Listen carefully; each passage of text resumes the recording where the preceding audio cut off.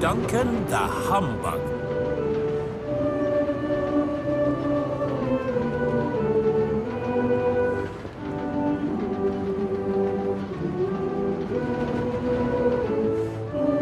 It was Christmas on the island of Sodor.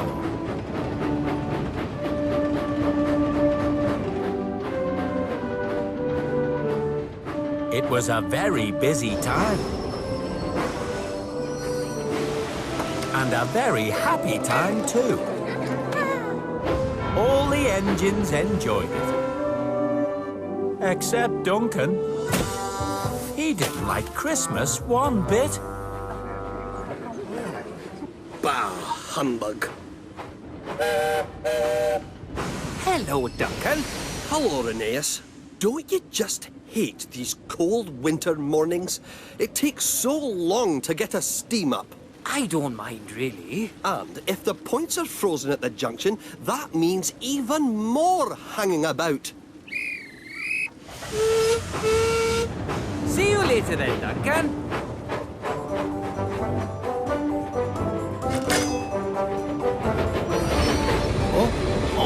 Oh no, kill me slow.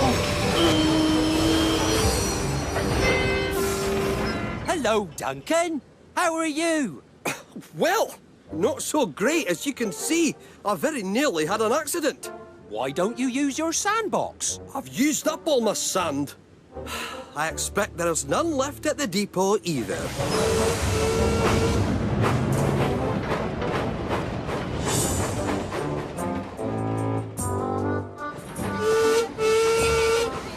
Morning, Duncan. Isn't this great? It's busy, and everyone's so happy. Well, it's all right for some. All these extra passengers are slowing me down. Come on, hurry up.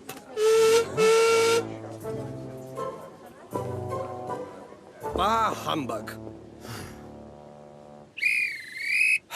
On we go, finally. As Duncan went on his way, Skarloey felt all of his festive spirit fly out of his funnel. Oh, my. By the time Skarloey arrived at the depot, he didn't feel very Christmassy at all. Duncan was complaining to me about the cold, and he told me there was no sand for our sandboxes. But there's plenty. He told me his passengers were slowing him down. Duncan seems determined to turn the holiday season into one big chore. I'm sure he'll cheer up when he sees the depot. Whoa! Wow! Bah, humbug. All the snow and sand is turning into slush, and my wheels are wet and gritty. Well, I feel good as new. Sir Topham Hatt is giving us all a fresh coat of paint for the winter. Typical. Trust the standard gauge engines to get special treatment. But Mr. Percival's had the same idea. There's a new coat of paint for us narrow gauge engines, too. A fresh coat of paint? And not before time. With all the work I have to do, picking up extra passengers, remembering the new seasonal timetable, waiting around in the bitter cold, getting bugs in my face. If we could only find a way to stop Duncan complaining all the time. Or even just for one day. I think I'll have a word with Mr. Percival. First thing the following morning, Duncan sped to the steamworks, where he found Mr. Percival talking to Victor. Morning, sir. I've come for my Christmas coat of paint. Is that right? Well, I hear from the other engines that you've been grumbling a lot lately. What? No. Well, no more than usual. You've been making everyone feel unhappy. And when engines aren't happy, they don't work so well. That's just the way I am. And you can like it or not. Well, I don't like it, Duncan. You can be first in line for a new coat of paint tomorrow morning if and only if you can be cheerful for the rest of today. Ah, I see. Well, no problem, sir. I can do that. Don't forget now, cheerful all day. The other engines will be keeping an eye on you. Duncan was determined to get himself a new coat of paint. I can be cheerful all day. Need bother. But then he met Rheneas at the junction. Let's be careful, Duncan, and go extra slowly with all this snow. Thanks for the reminder, Rheneas.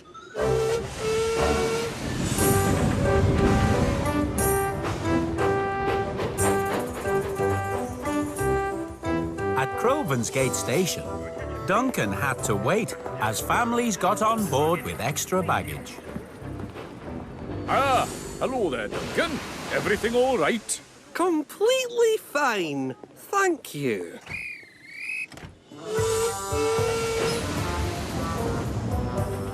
At the level crossing, the gates were frozen.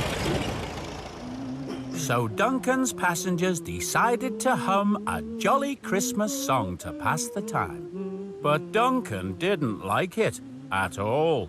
He was about to give them a blast from his whistle when Rusty came along.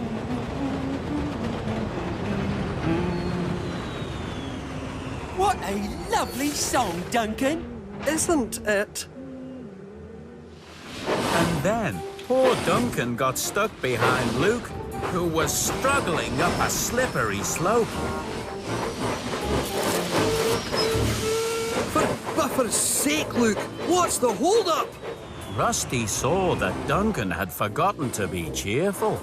Sorry, Duncan. I can't go on because my wheels keep slipping on the icy track. Can't you just grit it up with a little sand? I'm afraid my sandbox is empty. Duncan realized that by getting grumpy, he had hurt Luke's feelings.